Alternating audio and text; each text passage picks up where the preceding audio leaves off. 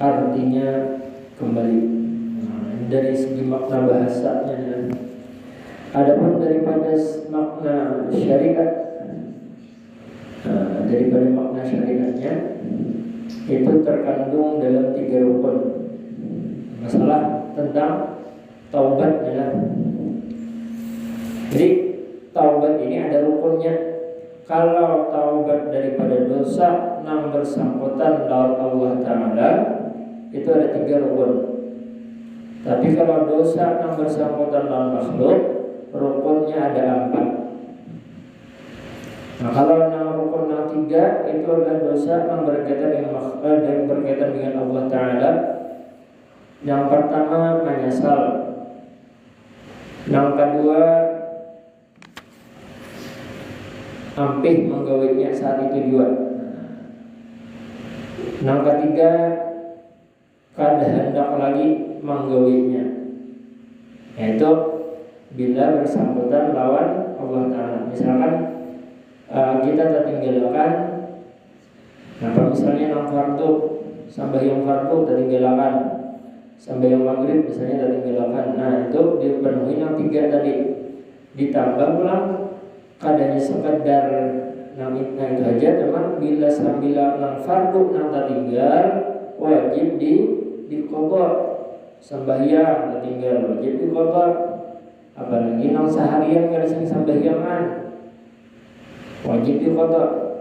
Bertaubat dengan 3 syarat tadi plus nang wajibnya ibadah nang wajib nang tertinggalkan nang atau nang ditinggalkan wajib diqadha. Wajib diqadha, wajib dibayari. Umpamanya seharian kada sembahyang diqadha sembahyangnya plus taubatnya. 3 syaratnya tadi. Yang pertama menyesal, rukunnya ada 3 tadi. Yang pertama menyesal, yang kedua meninggalkan maksiatnya saat itu juga, ampih itu juga. Yang ketiga bertekad untuk kada memperbuat lagi di kemudian hari. 3 syaratnya itu bila kada bersangkutan lawan makhluk, lawan manusia. Tapi kalau dosa yang bersangkutan lawan makhluk ditambah dengan syarat yang keempat. Nah apa tadi? Syarat yang keempat adalah minta maaf lawan makhluknya.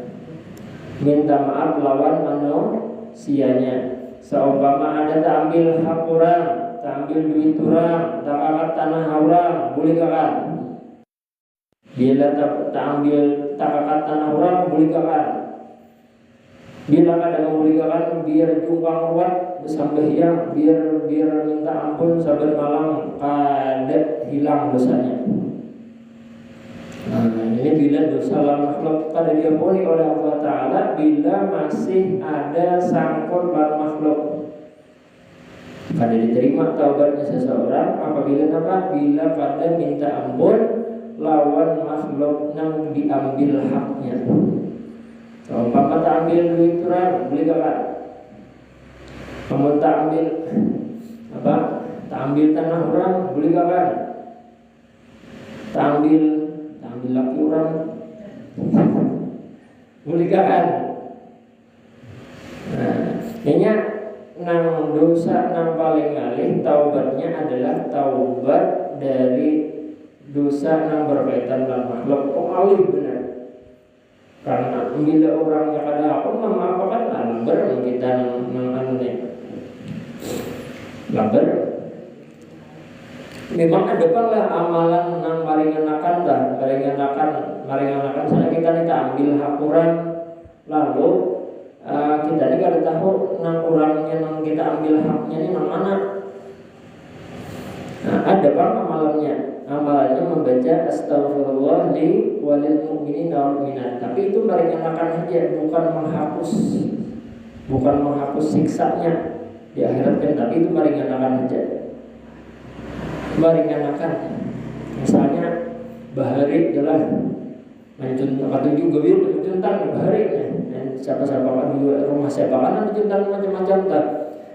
Pamilnya sudah lawas taubat nih orang, taubat daripada mencuntan tadi. Pinya nang bertaubat ini kada tahu hendak memulihkan ke mana-mana karena saking banyaknya harta cintanannya. Itu tadi paksa nama ambil nang tadi nang amalankan astagfirullah di walil mu'minin wal mu'minat tadi. Dengan sambil berharap mudah-mudahan orangnya pun memaafkan tokohnya di akhirat. Kan karena bingung nih kada tahu nang mana ampun harta. Misalkan kayak mohon maaf yang kayak misalkan orang berdagang timbangannya dikurangi orang bertutupan seorang menjual tapi timbangan yang dikurangi dicurangi ditipu orang. Kita kan kada tahu tuh memberikan haknya ke mana. Karena kada tahu orangnya kada kenal misalkan tahu jadi tinggal baca astagfirullah di walil mu'minin wal mu'minat. Tapi itu kadang menghilangkan hukumannya, hanya meringankan artinya supaya jangan terlalu berat lah siksanya.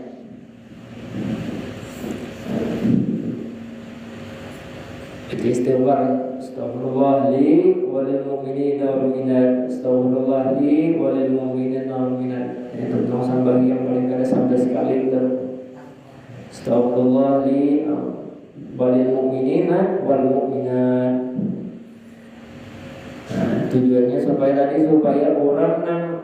orang tujuan utamanya itu supaya dapat keringanan siksa dan mudah-mudahan orang yang kita ambil haknya tadi misalkan kawan mengikhlaskan. Bila dia sudah mengampunnya mengikhlaskan selesai urusannya.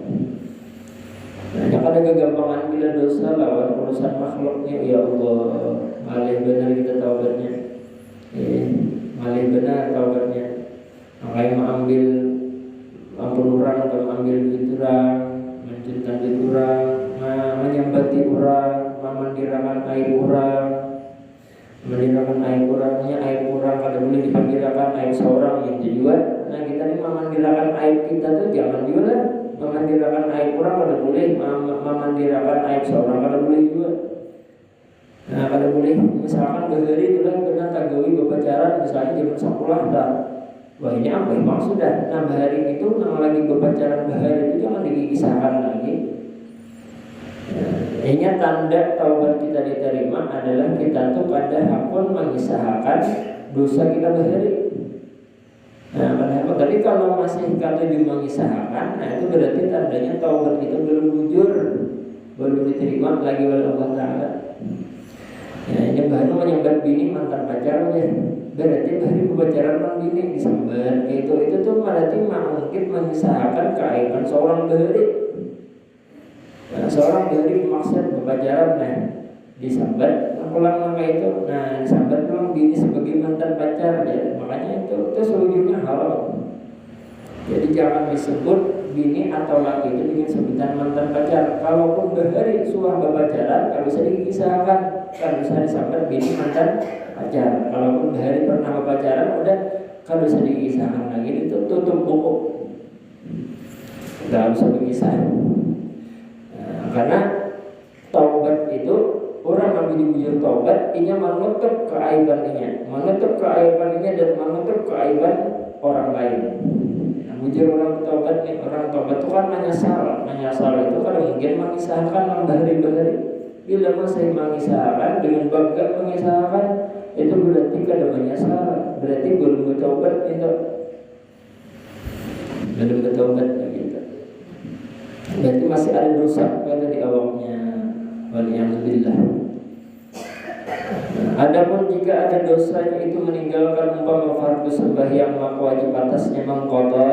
Nah, dia membayar ini segala fardu yang luput itu. Dan jika ada maksiat itu bergantung dengan manusia seperti mencuri harta orang, maka disyaratkan memulangkan ia akan harta itu atau menggantinya kepada umpamanya pemiliknya, atau minta halal ya daripadanya. Nah, misalkan kalau ada kawan, misalnya kita tahu, kita ambil hartanya orangnya nang mana, lalu kita nih sebenarnya hendak memulihkan harta orang tadi, cuma kita nih kada sing duitan orangnya kayak bicaranya, kita ada duit nak mengganti harta nang orang tadi, yang kita ambil tadi.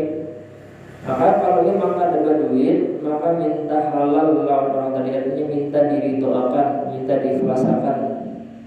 Namun orangnya diikhlaskan adalah yang penting seorang dulu sudah berusaha untuk taubatnya, hendak membayari mengganti, cuma seorang pada berduit, kada sing duitan dia, kada berduit gitu nah. Jadi minta halal, minta ridho bepadah bujur-bujur, ulun ini manggil duitian, ulun kada sanggup mengganti, ulun minta halal, ulun minta maaf benar gitu dia. Nah ini orang yang bermasalah dengan makhluk, artinya dosa bersangkutan dengan makhluk.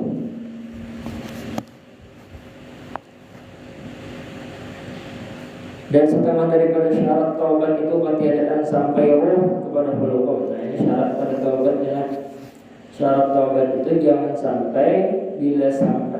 sampai roh kita itu sampai di huluk. Di huluknya yang ditemburukan. Bila sampai ditemburukan sudah roh kada diterima lagi taubat kita. Kenapa jadi kada diterima? Karena bila roh sampai ditemburukan sini itu kita sudah melihat kita ini kena cagar diendak di mana, disiksa dapat nikmat dari kubur di tempat nangnya mana, di alam kubur atau di tempat nampang siksa atau kan kelihatan sudah di situ. Makanya kada diterima lagi karena kita sudah tahu keandaknya kita di mana, maka saat itu taubat kita kada diterima lagi. Jadi tampul belum masanya kayak itu kita tahu. Makanya penting benar kita saat ini bertaubat. Bertaubat beristighfar itu penting benar. Meskipun perasaan kita ada menggaul maksiat, tetap kita harus bertaubat.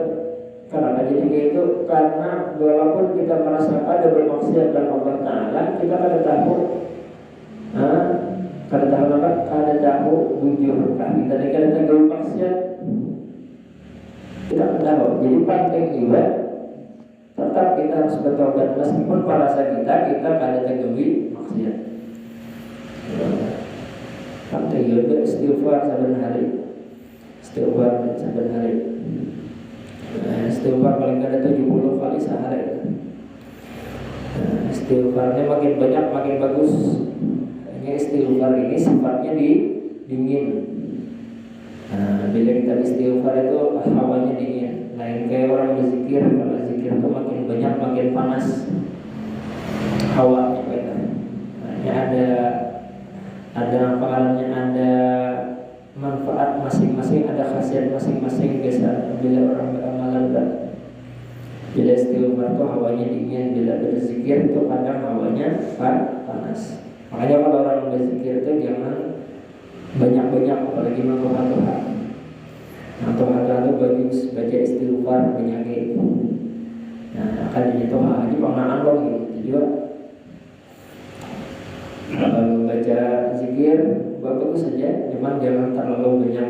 Khawatirnya kalau awak kerendahan, apalagi memang sudah ada hipertensi, sudah ada darah tinggi dulu. Nah, makanya amalannya zikir 100.000 sehari. Kalau makin tinggi darah. Makanya orang keduanya sebenarnya memberi amalan adalah karena orang kada tahu kondisi masing-masing awak hubungan dia. Nah, jadi kalau amalan yang bagus itu memang cocok untuk kondisi kita masing-masing. Kayak apa aja kondisi awak kita itu yang pertama baca sholawat, Yang kedua istighfar, yang ketiga baca Quran. Yang ketiga baca Quran itu cocok dengan kondisi kita masing-masing. Nah, karena hawanya itu dingin. Tapi kalau zikir itu kalau makin banyak telan itu biasanya hawanya agak panas. Hawa itu kadang mengeluarkan hawa panas gitu ketika kita berzikir. Coba aja biar kalau hendak merasa berzikir 10.000 itu hawa kita tuh panas kadang. Jadi kalau istighfar, baca Al-Quran, baca sholawat itu hawanya dingin. Nyalain hawanya bagus saja kan, hawa panas, hawa dingin itu bagus saja. Cuman tergantung kondisi awak kita kayak apa, siap sanggupkah ada apa gitu.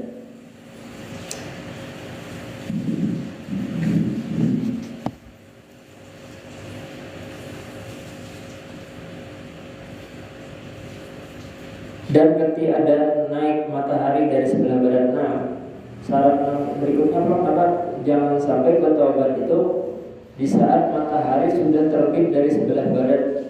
Nah, sudah sebelah barat matahari terbit, hanya seorang bertaubat kada diterima lagi oleh Allah Ta'ala. Dan selama matahari terbit sebelah timur, berarti saat itu masih ada kesempatan untuk bertaubat kepada Allah Ta'ala. Ini kada terasa. Coba kaina sudah di alam barzakh itu kaina terasa. Hendak bergulir pulang ke dunia. Orang yang di alam kubur itu hendak pernah bergulir ke dunia. Dunia kita adalah dibukakan oleh Allah Ta'ala. Kalau mendengarkan misalkan panggilan orang-orang di barzakh, itu panggilannya pasti hendak bergulir ke dunia. Hendak bergulir ke dunia. Hendak beribadah. Hendak beribadah. Nang rajin beribadah pun hendak bergulir juga ke dunia karena merasa masih kurang beribadah. Jangan awak bergulir hendak lebih banyak lagi beribadah. Apalagi nang selama hidup di dunia beribadahnya mengoler. Makanya itu nang rajin beribadahnya hendak bergulir supaya kau beribadah nang lebih banyak lagi. Tapi kalau Allah Ta'ala ada kawan, bila sudah masuk alam barzakh, alam kubur, ada lagi bergulir. Amun ada nang bergulir, tumpur alam. Hidup pulang aja, arwah anok aja. Hidup pulang. Kada siapa yang kita tamuin lah. Orang hidup pulang. Lain mati sore itu lain lagi kisahnya itu. Orang mati sore itu ada mati kuburan gitu. Ajar ada mengisahkan orang mati sore itu hanya jantung yang tidak berdetak ya. Jadi ternyata jantung kalau berdetak itu belum tentu mati. Jantungnya berhenti berdetak ya. Tapi sekalinya masih hidup gitu. Mati sore jalan aja katanya. Jadi kadang mati dengan bujuran gitu. Orang nama sudah di barzakh itu hendak pernah bergulir. Jadi untung dari kita masih hidup diberikan oleh Allah Ta'ala umur panjang, sehat awak, kawa beribadah, kawa pengajian, kawa hadir pengajian. Masya Allah itu nikmat yang luar biasa.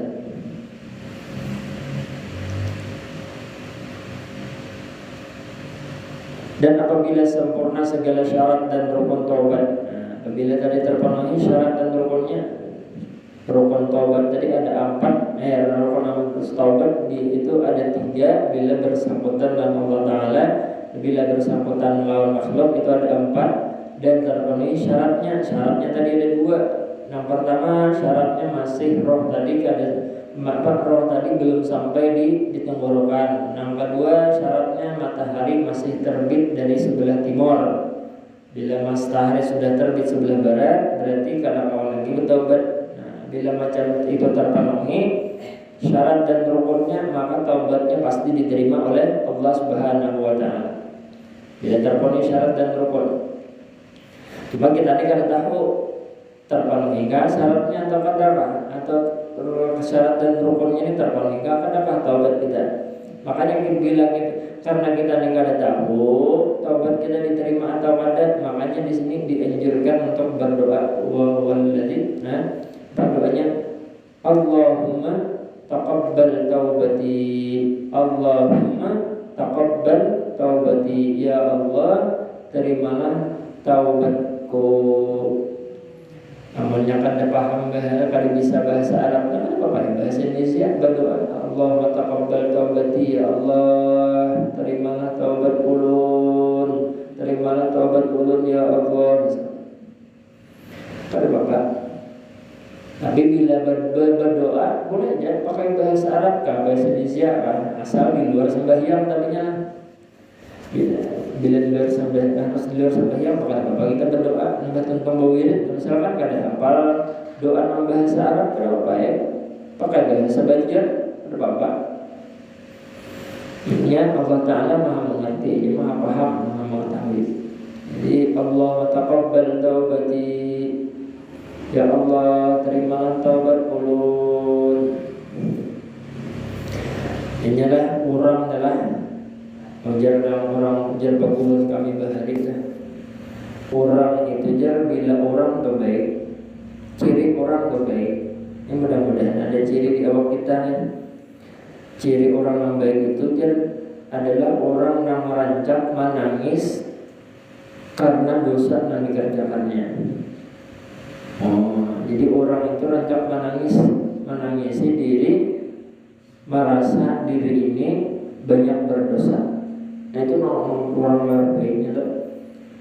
Orang yang baik itu adalah orang yang hatinya ramah, hatinya galau karena memikirkan dosa yang ada di awaknya. Lalu dia menangis takutan kepada Allah Taala. Busiah, aku nikmati kada beriman. Busiah, aku nikah seluruh khatimah. Busiah, karena aku di akhirat dapat siksa. Busiah, karena aku masuk neraka. Busiah. Nah, ketakutan namai itu tanda orang itu sudah mulai bersih hatinya, mulai baik sudah orangnya. Orang itu takutan karena di akhirat dapat siksa. Lalu ini selama ini di dunia menangis, tengah malam menangis, memikirkan dosa. Ya Allah, salamatkah ulunni, salamatkah ulunni, salamatkah ulunni ya Allah. Terimalah amal ibadah ulunni ya Allah, terimalah taubat ulunni ya Allah. Nah, bila macam itu orang nangka ini tanda orangnya sudah mulai bagus, sudah mulai bersih dari dosa. Ya orang yang sudah mulai bersih dari dosa itu adalah orang yang gampang menangis takut karena Allah tadinya. Menangisnya takut karena Allah. Menangis takutan kalau disiksa oleh Allah Ta'ala. Kebalikannya pulang. Kebalikannya orang yang dimurkai oleh Allah Ta'ala adalah orang yang gampang berbuat dosa, orang yang gampang bermaksiat dan kada pernah menyesal, kada pernah menangis, kada pernah menangisi dosa, kada pernah menangisi maksiat yang digawainya. Nah ini tanda apa? Tanda Allah Ta'ala murka dengan orang yang semacam itu. Nah, mudah-mudahan ya kita ini ada ciri tanda Allah Ta'ala itu cinta lawan kita. Apa cirinya? Itu tadi gampang menangis karena dosa, takutan kalau disiksa oleh Allah Subhanahu wa Ta'ala. Allahumma taqabbal taubati. Makanya jar Abu Nawas dan sebuah syairnya, Ilahi lastu lil firdausi ahla wa la aqwa ala naril jahimi. Jar Abu Nawas, ya Allah, wahai Tuhanku, lastu lil firdausi ahla, ulun ini kada pantas sebujurnya ulun ini kada pantas sebujurnya jadi penduduk surga. Ujar Abu Nawas kadang merasa sidin merasa kada pantas masuk surga, cuman ya Allah ulun ini mau masuk neraka kada tahan, kada sanggup masuk neraka. Wala aqwa 'ala dari jahimi fahabli taubatan waghfir dzunubi fa innaka ghafirudz dzambil 'azim. Fahabli taubatan, maka berikanlah ulun maka terimalah taubat ulun dan ampunilah ulun, ampunilah kesalahan ulun, terimalah taubat ulun. Fa innaka karena maka sesungguhnya biar itu ya Allah ghafirudz dzambil 'azim, Maha pengampun daripada dosa-dosa yang besar, dosa-dosa yang genang. Ini syair daripada menurut riwayat syair daripada Abu Nuwas. Abu Nuwas itu termasuk ulama sufi, ulama tasawuf. Wala aqwa 'ala nari. Kita Pak, adakah pernah tabayang ya Allah ulun ini manusia masuk neraka kada sanggup? Padahal tatangis hati nama itu membayangkan kalau disiksa oleh Allah Ta'ala. Bila ada di awal kita tanda nama itu, maka bersyukurlah, karena itu tanda bahwa diri kita ini sudah berada di jalan yang bujur, sudah mulai bagus, artinya kondisi roh kita. Tapi amun disentuh dengan siksa, amun dipadahi tentang siksa, ya, kada wani jua meninggalkan maksiat, kada wani jua meninggalkan dosa, masih katuju berbuat maksiat, masih israr itu artinya masih katuju menggawi dosa. Berarti itu apa? Berarti itu apa aja kita? Berarti orang tadi belum bisa merasakan taubat dan hakikat sebujurnya taubat. Penyesalan sebujurnya kayak ngaran menangis itu kada kawa lagi, itu menangis takutan dengan Allah Ta'ala itu kada kawa lagi. Hanya dua aja lah menangisnya ada dua. Ada orang yang menangis di dunia tapi di akhiratnya gembira. Ada yang kedua, ada orang yang gembira di dunia kada suah menangis di akhirat, tapi karena di akhirat cager menangis belelawasan. Pilihan ada di tangan kita. Hendak menangis di dunia, di akhirat kada lagi, atau menangis atau di dunia kada menangis, tapi di akhirat menangis belelawasan. Nah, itu dalam sebuah kitab itu ulun kada ingat entah hadis qudsi atau hadis Rasulullah, itu kan disebutkan, dijelaskan tidak akan terkumpul dua ketakutan. Tidak akan terkumpul dua ketakutan. Bila orang takutan di dunia, maka di akhirat kena kada takutan lagi.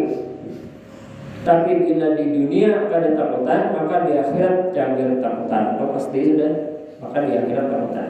Kada mungkin akan terkumpul di dunia takutan, di akhirat takutan, di dunia menangis, di akhirat menangis.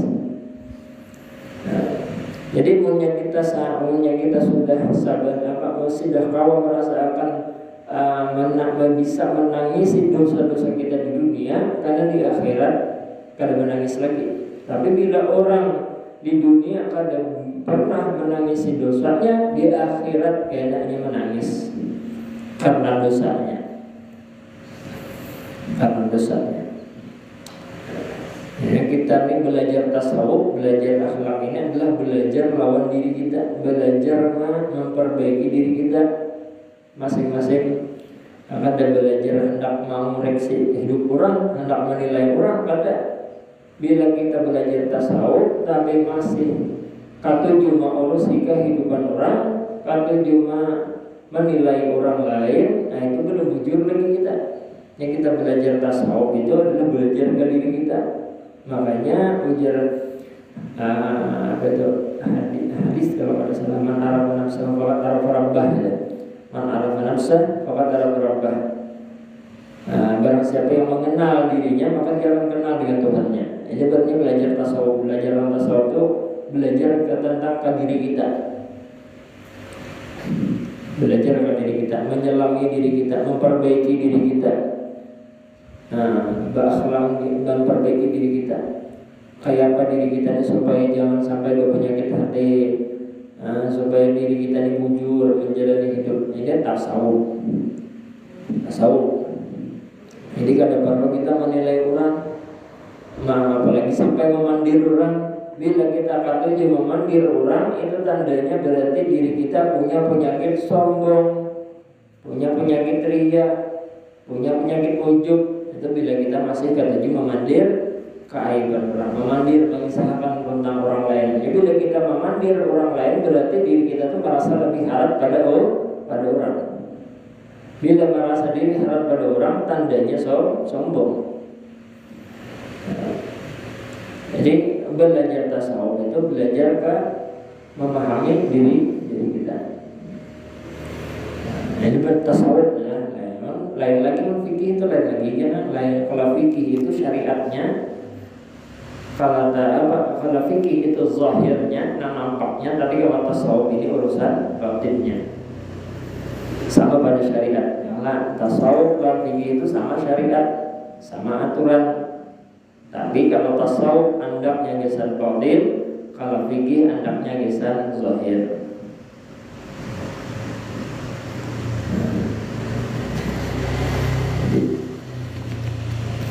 Dan bermula doa dengan menerima taubat seperti Allahumma taqabbal taubati, artinya ya Allah terimalah olehmu akan taubatku, adalah ia karena ketiadaan diyakinkan akan cukup segala syarat taubat itu. Nah kita ini kada tahu tadi, kada tahu taubat kita ini cukup apa, kadakah syarat rukunnya. Karena kita kada tahu, maka bacalah doa Allahumma taqabbal taubati, ya Allah terimalah taubatku.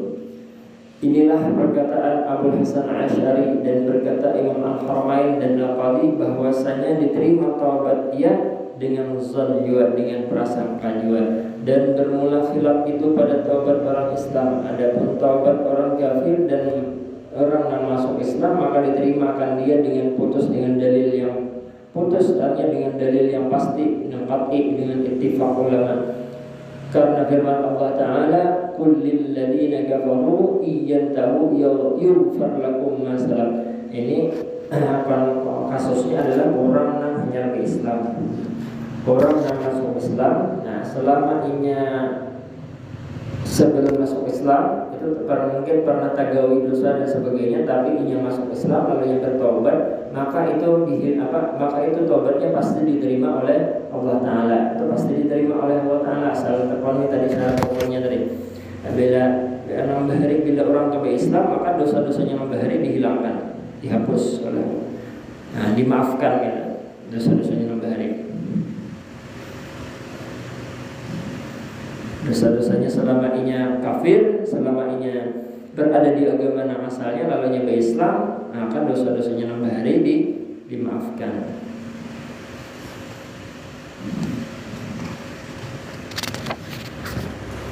Dan ketahui bahwasanya menegah daripada taubat itu israr, artinya tetap mengerjakan maksiat. Nah, kenapa jadi seseorang itu ada hendak bertaubat? Kenapa jadi orang terkulir bertaubat? Karena inya israr. Israr ini artinya katuju bermaksiat, katuju menggawe dosa.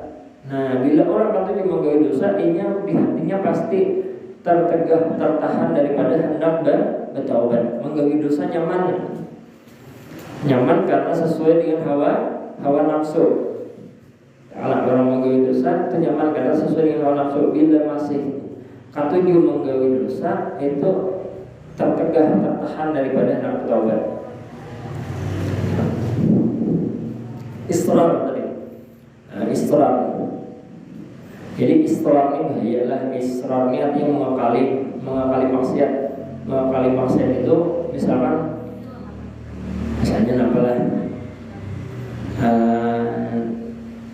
kadang sesuatu yang dianggap remeh, misalnya apa contohnya israr. Israr ini artinya orang yang mengakali maksiat.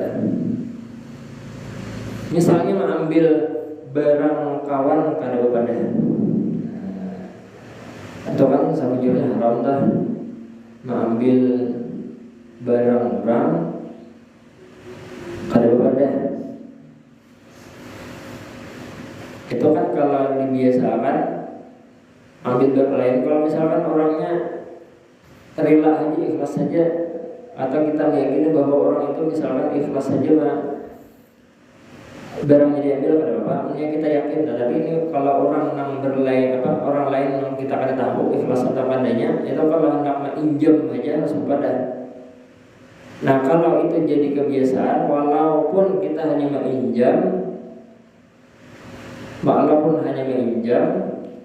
itu kalau jadi israr atau jadi kebiasaan, maka dosa yang asalnya dosa kecil aja jadi dosa besar.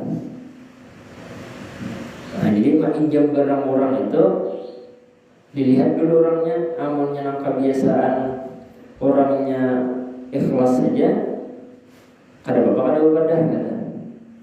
Kawan akrab benar nih. Jadi menginjam kada ibadah kada bapak karena sudah yakin kita bahwa orangnya ikhlas. Tapi kalau lawan orang lain jangan jadi kebiasaan gitu, karena kita kada tahu orangnya ini ikhlas kada. Kalau orang lain kasus keadaan, kalau kita membiasakan menginjam barang orang kada bepada dan kita kada tahu orangnya kayak apa, nah itu membiasakan itu jadi israr. Nah injam barang kada bepada itu kan ya masuk kategori dosa kecil. Tapi kalau itu jadi israr, dibiasakan, biasa aja injam barang orang kada bepada, itu jadi dosa gede. Karena di situ ada israr, meneruskan, dan jatuhnya itu jadi menghinakan kepada syariat.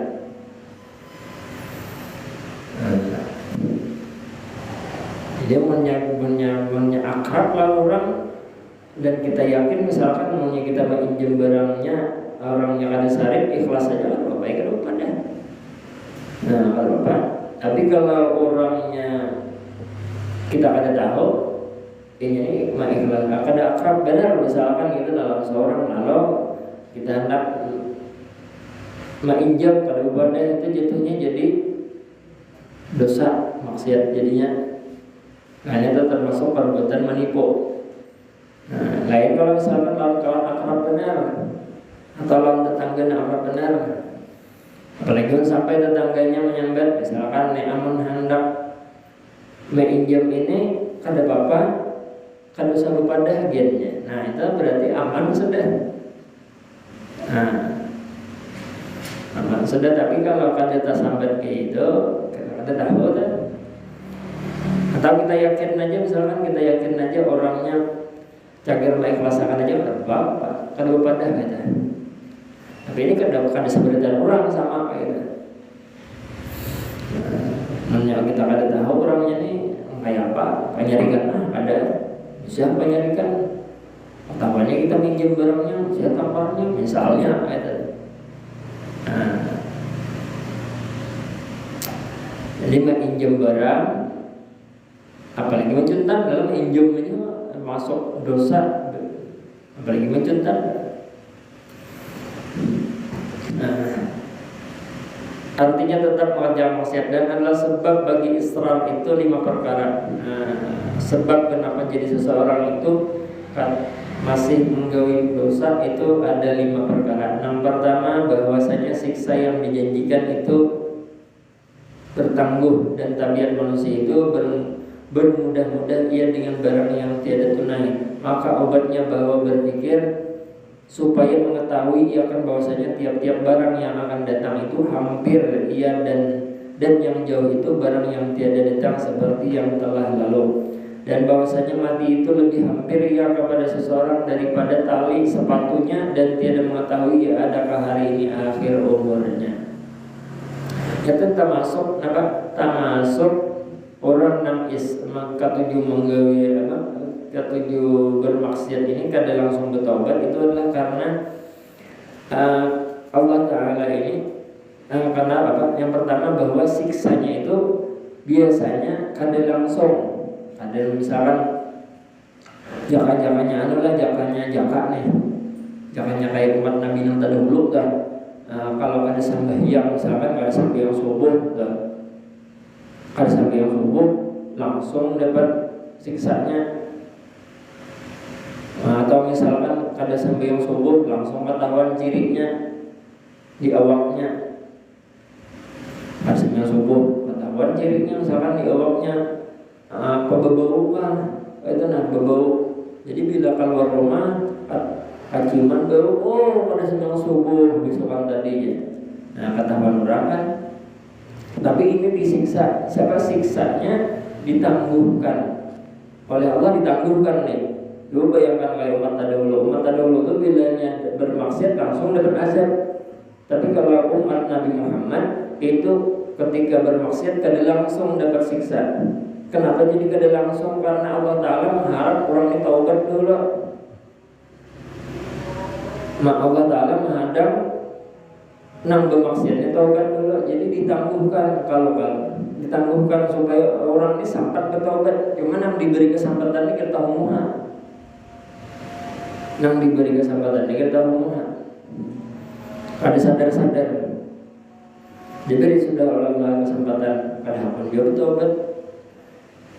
Selama hidup di dunia diberi kesempatan oleh Allah Ta'ala, kada hapun dia bertaubat, ya pampiannya di akhirat disiksa habis-habisan.